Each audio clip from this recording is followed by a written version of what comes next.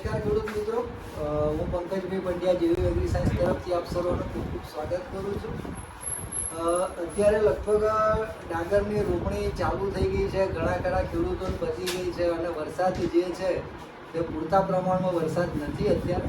તો ઘણા બધા ખેડૂતોને ડાંગર રોપ્યાના 3 દિવસની અંદર અત્યાર સુધી પ્રેટીલા ક્લોરીસી છે કે પછી પ્રેટીલા ક્લોરી ડબલ્યુ કે જે ટીપા પાડવા માટેનું આવે છે, આ રેતી ખાતરની સાથે મિક્સ કરીને નાખવાનું હતું. પણ આ 2 દવાઓનું કામ એવું હતું કે આને આપણે ઘાસ ઉગ્યા પહેલાં જ નાખી શકતા હતા.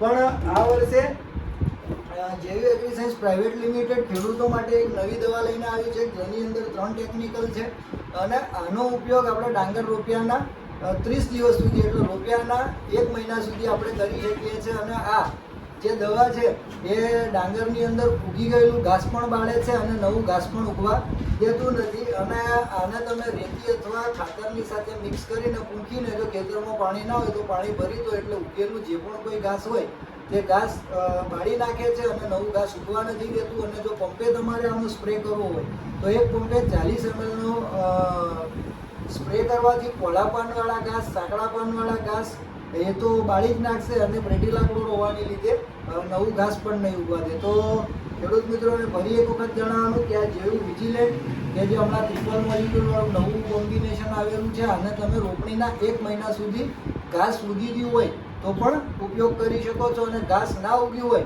તો પણ 1 વીઘે 200 ml પ્રમાણે આનો ઉપયોગ કરી શકો છો. ખૂબ ખૂબ ધન્યવાદ.